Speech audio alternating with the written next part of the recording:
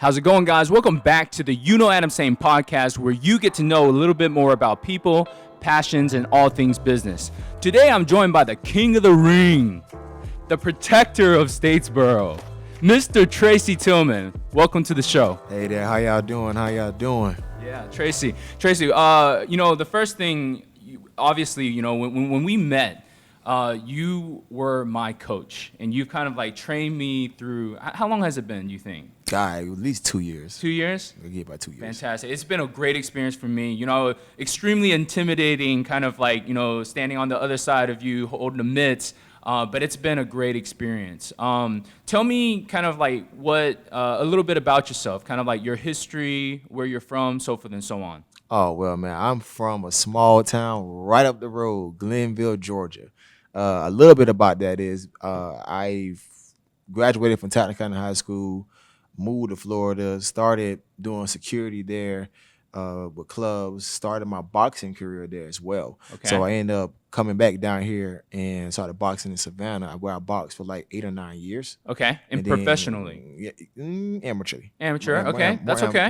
More amateur. Don't want to take away from the professional guys. Don't come hunt me down. Sure. I don't want no smoke. Okay. But the good thing about it is that I ended up going to 180 where I met Brandon and Angie, and they gave me an opportunity, which is where I met you. Okay. And we did great things. We built the zone up. We built TKO up, and a lot of good things for us in boxing. And bringing boxing to Statesboro has been a priority for me to help, A, the youth, and B, people to just promote the sport. Mm-hmm. Then we have folks like you who love the sports, who like to try new things. That's right. Because Statesboro and these things are new. That's right. So I definitely see it. So let's go back in history. You mentioned, bounced around a few different places. You were born right down the road. What kind of like took you to Florida? What took me to Florida was basically family. Okay. So I had an uncle who lived down there. He gave me a job. I was working. It's amazing. I was working doing logistics. I was unloading trucks for a very long time. So I had this spell after football where I was like, all right, cool. I got to stay big. I got to lift stuff all the time. Then I realized it was bad on my joints. Okay. So then that's when I started boxing. Okay. So definitely family is the reason why I ended up going to Lakeland, Florida. Then I ended up going to Tampa, Florida, which is where I started my boxing career at Mike Gold Rush Gym. Okay. And that was your coach in Florida? Yes. And so what led you to do that? So, I mean, you did mention that you were playing football at the time. Right. What kind of took you into the sport of boxing? What took me to the sport of boxing was that, I wanted to do MMA first. Okay. And it's funny because I wanted to do MMA first. I want to get down. I want to wrestle. I want to do stuff. But in football, I tore my meniscus and I broke my ankle in 3 places. Oh, no. So getting down on the ground, going through leg locks and stuff like that, it was kind of like, Didn't feel good. Didn't feel good at all. Okay. Then also they told me, well, boxing pays more. I'm like, well, going to boxing. Okay. So that's kind of how that happened. Uh-huh. And do you remember kind of like the first day at the gym? What was that like? First day at the gym, it was weird because we started lifting weights. So I'm like, all right, hey, boxing, lifting weights, cool. It was like, I guess they was like, the new guy on the block. They get in there, they just do stuff. Okay. So the guy in there started lifting weights. So I'm thinking, oh yeah, I need to lift heavy. Once it come time to run, it's literally, I don't know if anybody know anything about Florida. Okay, you see, you have Fletcher. Excuse me. Yeah, you have Fletcher. If you know anything about Fletcher, we had to run from Nebraska, and then we had to run all the way up to 30th. Okay. That's 3 miles. Okay. 3 miles there, 3 miles back. I'm just coming for football. I'm not doing my, more muscle takes more oxygen. So of course. Right on that first mile, I'm like dying. Okay. Yeah. Just dying at that point. So okay. First day it was rough. Okay. Very nice. Mm-hmm. Well, that's good to hear. So, and then you box. Most of your career was in Florida? Your boxing career? Most of my career is actually here in Georgia. I started my career in Florida. Okay. Everything I did was down here in Georgia, where I worked up on the Champions Training Center with Musin Corbray and my coach, the great Norman Jones. Okay, tell me more about him. Norman Jones is a 2-time boxing champion out of Savannah. They worked at Gerald's Gym, owned by Mike Gerald. His coach was Coach Jimmy, and those guys have been boxing down there for a very long time. All right, it's like a doghouse down there. It's like you go down there, and it's like you get down there, you get to work because in this area, there's really not much here. So you have to either go to Savannah or go to Augusta. Mm-hmm. Well, Savannah was the place for me. So Sure. I went to Savannah, went there, got to work, ended up falling in love with boxing more because my coach, because Norman, he ended up basically just like, he had so much knowledge Mm. in the game. He was like, he didn't go, but all right, cool, you got to throw this fast. It's not that. It's technique. Same thing I always told you. It's about technique. Turning your shoulder this way, staying in a certain position, keeping your hands up, tucking your elbows in. Those small key tells is what makes you a better fighter than anyone else. Yeah, you may have someone who's faster or who's stronger, but if they don't got the knowledge, they're gonna gas out in the first round. And guess what? You're still the one sitting there with technique, popping shots, doing what you need to do, and then hold on, they're gonna go to sleep. That's right. Yep. That's interesting. So obviously he's taught you a ton in terms of boxing. Yes. What has Norman taught you about life? About life, he taught me that always use the jab. So the one thing about using the jab is this. It's like, when you're in a fight, the one thing is your jab is your offense and your defense. Same way in life. You have offense and defense. You have your good moments and you have your bad moments. The thing about it is keep your hands up, use the jab. If you get knocked down, get back up, use the jab. All right, use the jab for offense. So use your jab to set up things in the ring. So the jab sets up the cross. All right. In life, the same thing. Like you take one step forward, then next step forward, or you go get the job. From your job, you get promoted. All right, using the jab at that point. You took that step forward to get the job. Now you gonna get the job. Now you set yourself up to be a manager. Now that you're manager, you gonna go get another job. That's to right. Get paid more. Using the jab. Then you come to a point, boom, you get knocked down. It's all right, cool. Get up, beat the 10 count, hands up, use the jab. I love that. So Tracey, you also have a entire other side of your life that is security. Yes. So tell me a little bit about that. Well, the defending force is so weird. It's like, it is, I'm a religious guy. It was given to me by God because the thing about it was when I was doing security, I just wanted to do clubs. I didn't want to go nowhere. I didn't want to do nothing. I just wanted to go and just work with people, get paid, go home. But again, my mama was more spiritual than I was at the time. She feel like God gave her a vision.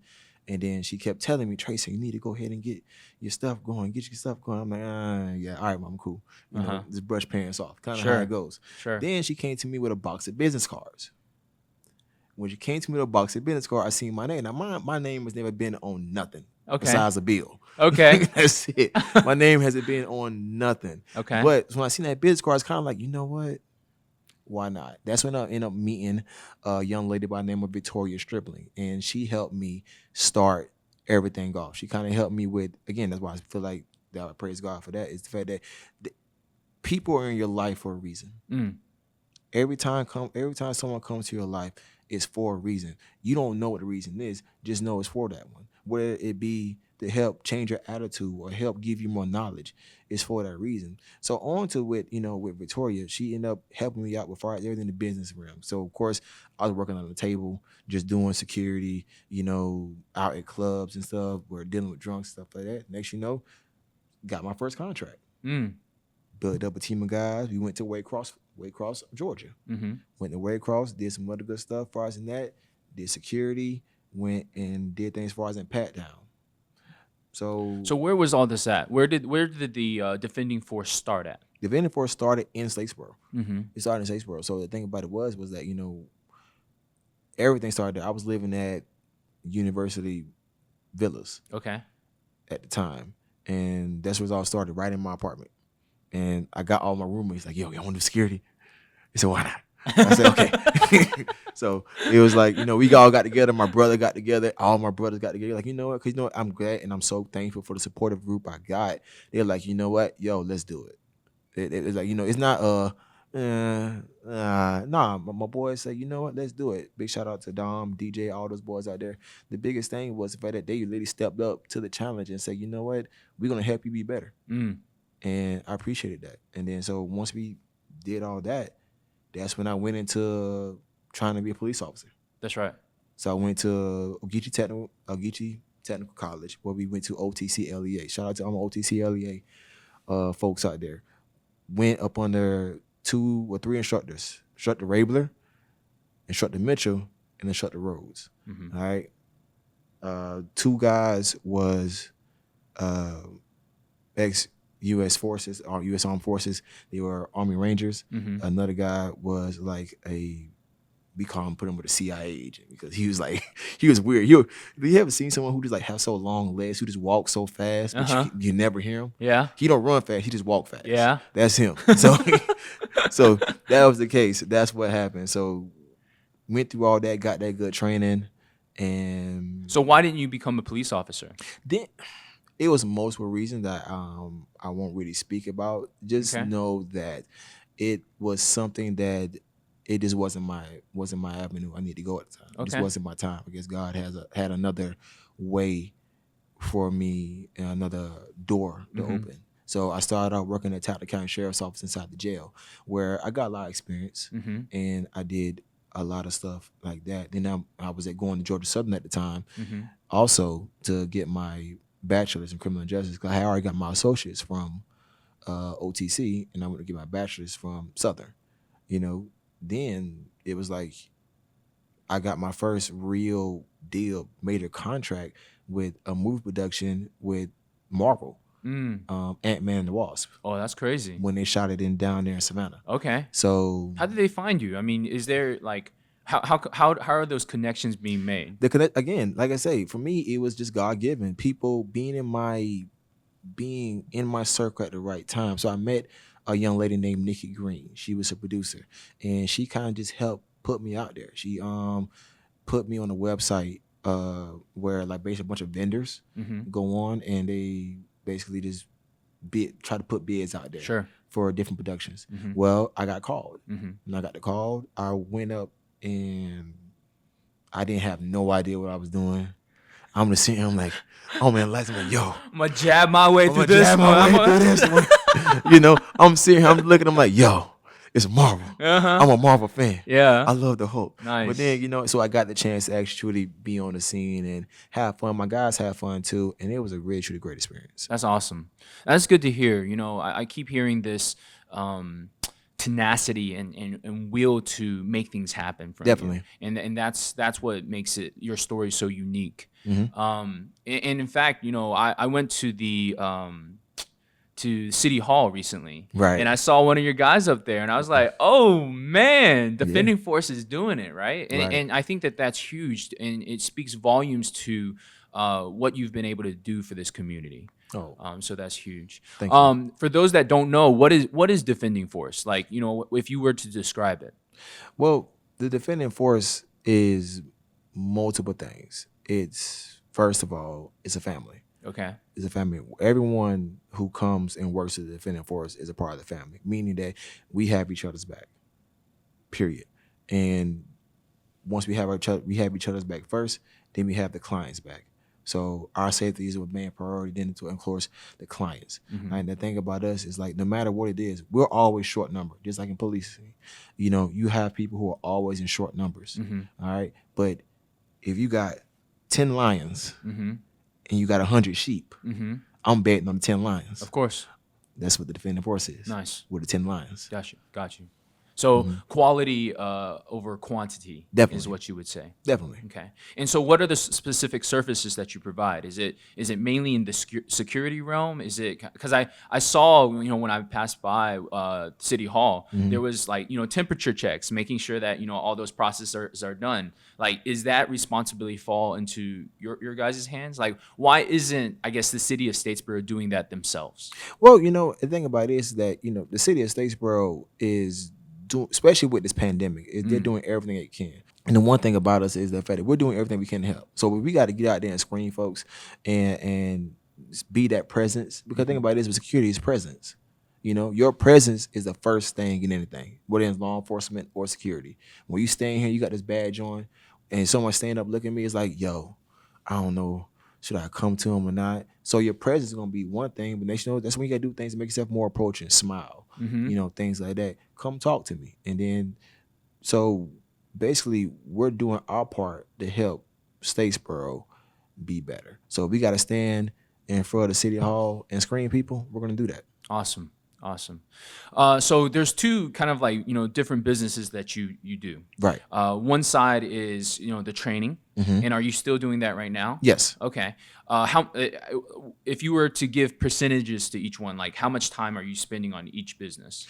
Well, if I was to give a percentage, I would say a good 70-30. More 70 to my business and 30 to the training.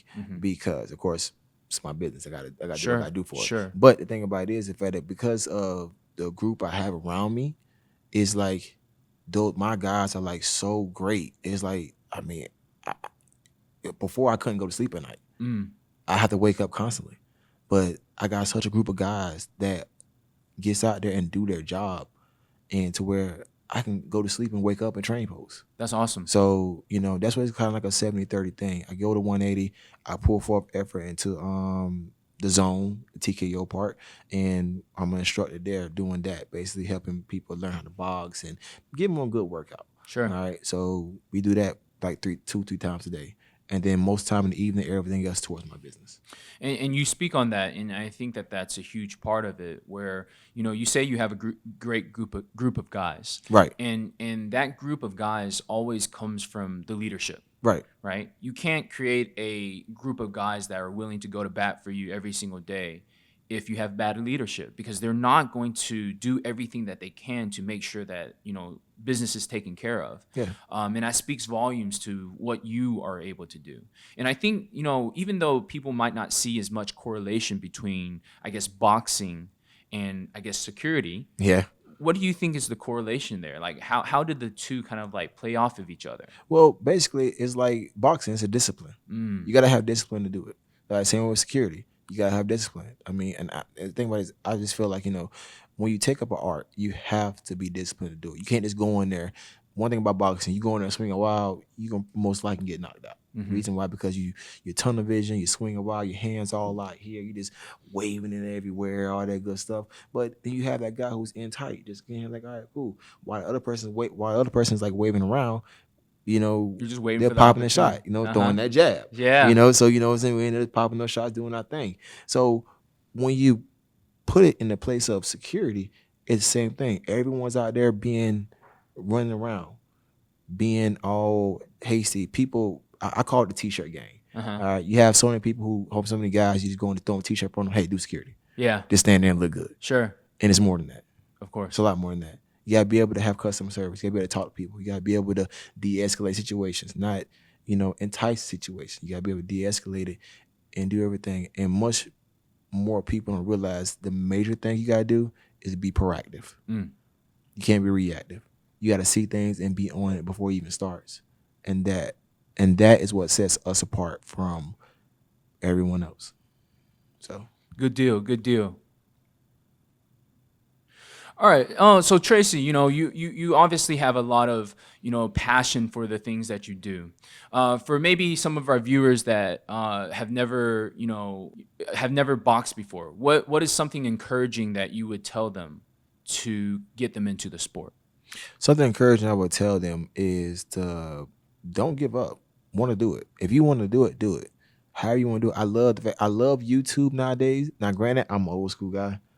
Go to a gym, get with a coach. Okay. All right? You have a lot of self-taught boxers that do great, but I'm definitely old school. So go to a gym, find you someone that's going to basically, mentor you, show you the way, show you those small things. Because the things that you think you see because you're looking at something, you may be a visual learner.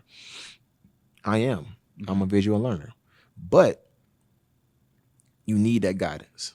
Like me coming to you. Like if I can't come to you and run a restaurant. Sure. All right. I'm just gonna go to run a restaurant. I'm going to cook. My mama can cook, so I'm gonna go run a restaurant. That's right. No, that's not how that works. There's a lot of things that go with it.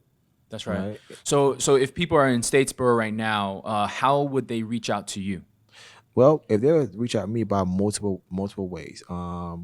They can, on the boxing realm, you can come through 180 Fitness. I have a card up there, personal trainer. It says Tracey Tillman on the card. And you can come over there and ask. You can also come up there and sign up for the zone at 180, and where you can take the TKO class and things like that. What is zone? The zone is basically a hit class. Okay. All right. It's a hit class that gets in where it's heart rate monitor based. It's basically targeting your heart rate, because if you don't got a good heart, so you're pretty much dead at that point, right? Okay. All right. So it's you're targeting your heart rate. So you get there, do a great workout, have fun, listen to great movement, get around a great group of people. The energy is like out of this world. All right. Because all of our instructors are pushing the energy to be able to get in there and make this happen and make a great experience for everyone that comes to take the class. So that's great. That's what the zone is. As far as in getting in touch with me, as far as in the security realm, you can go to thedefendingforce.com. It's called thedefendingforce.com. We go in and basically check us out. We're licensed and bonded and insured company where we go to all over state of Georgia. We're certified state of Georgia. So if you're in Thomasville, we're coming. Okay. All right. If you're in Claxton, we're coming. So, no matter where you are in the state of Georgia, we're definitely coming to you. Okay. Fantastic. Anything else that you would like to tell the audience? Well, the one thing I like to tell the audience is, first I would like to give a big shout out. All right. Big shout out to Lugdale Organics in Savannah, Georgia, where there's like 3 different stores where they sell like all types of good organic stuff. Like I want to tell you, I take all types of stuff, all your detox stuff. Okay. Your folks who trying to get in shape. Okay. All right. From folks who kind of have sensitive skin, they sell sugar scrubs. Okay. Those all the good stuff that's needed to help your body in the herbal way. Okay. All right. They're supposed to be bringing, from what I heard, they're supposed to be bringing one down here to Statesboro. Statesboro? What? Really? Yes. I heard they were bringing something down here to Statesboro. It sounds like something that we need in Statesboro. It sounds like it's something to give a little more. Everything about Statesboro, besides what Mr. Sang brings. Okay. Because he's the man out here. I try. Don't let my head get too big. We got to keep it contained. You're right. Me too. But it's something to bring out of Statesboro. Another thing I want to shout out to is Lost Ones. All right. So my son has been going through all this football training, right, by a coach named Dominic Stadelmeyer. So, and he's with this group called Lost Ones. Basically, what Lost One is, it's a music group, but it's also helping kids. That's awesome. All right, with all type of different athletics. All right, where they can get out here and they want to be that D1 football player because we all play football, right? And we're here giving back to the community. So they started with my son, and now they're pushing forward to multiple different avenues to teach all kids. That's awesome. Awesome. Well, Tracey, thank you so much for your time. I got to get a one-on-one session with you, King of the Ring. I appreciate it. If there's anything else that, I can do for you, I love hearing your story. I love hearing kind of like everything that you're doing. The leadership, the dedication, the discipline that it requires to do what you're doing right now is through the roof. And I'll keep working on my jab. Always. Sounds good. Well, I appreciate your time. Thank you. Cool. All right.